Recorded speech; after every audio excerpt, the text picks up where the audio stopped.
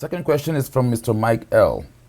Lack of buttons, introduction and ending. Exactly how many fills and endings does the event have? I'm a little bit concerned about that. So, the event has 3 introductions, it has 4 endings, it has 4 fills, and it has 4 breaks, and it has 8 variations.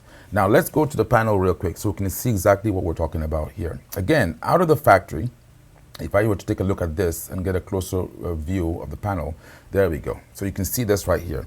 So out of the factory, these buttons are programmed as follows. You have 3 intros here, you have 3 endings as well.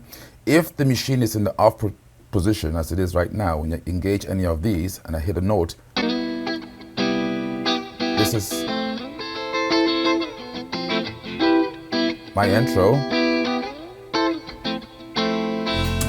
and then it goes into my variation A, right? So we just listen to intro number 3.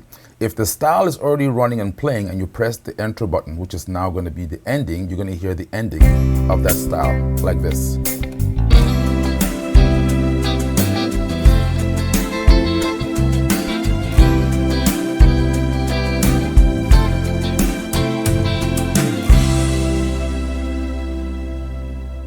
So again, depending on how you're performing, if you're already playing, it's an ending. If you're not playing and you hit the button, it's an introduction, right? But that does not mean that that's all it does. If you go here to the top bottom left corner of the screen, right there in the corner where it says intro ending swap, you can just turn that on. And now, even when you're performing, you're playing, I might want to play the intro one more time again. All I have to do is press the intro button and it's now an intro because it has been swapped, okay?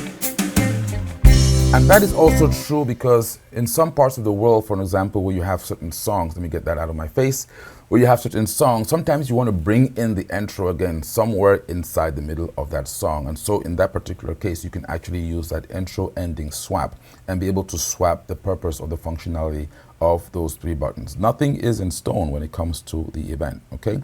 And I mentioned that the event does have 4 endings. Let's go back to that screen again, and you're going to notice on the left corner there, there's another button that says to end, right? To end. Now what this button does is it takes you to the ending instantly without going through all the curves, right? So if I'm playing and I hit the to end, right there in one measure, it's taking you to the end, okay?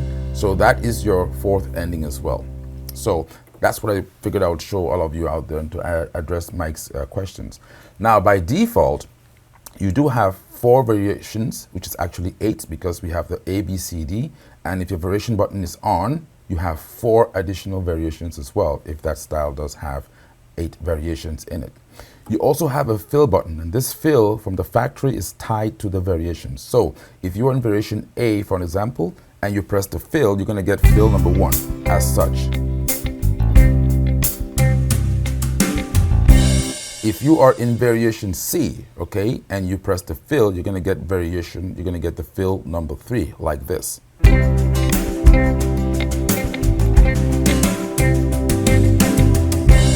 Okay, and that's the same for the break as well. So if you are in arranger A and you press the break, you're going to get break 1. If you're in arranger D and you press the break, you're going to get break number 4. Now, again, if you are coming from another arranger or different arranger design whereby you actually have dedicated fill and break buttons on the panel, can your event also mimic that scenario or that setup? Yes, it can. And that's why I first of all started off by saying that the event is indeed a professional instrument because it can be tailored to each person's need. Not everyone is the same, and when it comes to arranger keyboards, there is no such a thing as one size or one arranger fitting all, right? So the unique thing about the event, or one of the unique features about the event, is it can be customized in such a way that when you turn it on, it comes on with your settings. And this is one of them over here. So if I go to my screen right there, okay, let's go back to the screen real quick, and we can look at that. On the bottom right-hand corner, you see where it says fill and break. When you touch that function, all your bottom row now is dedicated to the fills and breaks. So right now, regardless of what variation I am in, I can access any of the fills and any of the breaks instantly. Let me take a closer look at the screen so you can see that. You see that?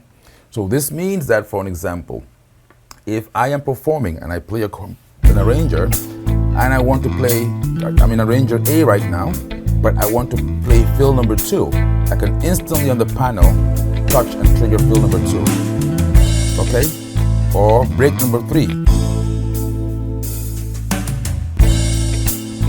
So right now, just as you have with most other arrangers out there, you have a dedicated direct line of all your arranger parameters in a row right there, okay? Intro, endings, variations, fill, and your dedicated fills right there.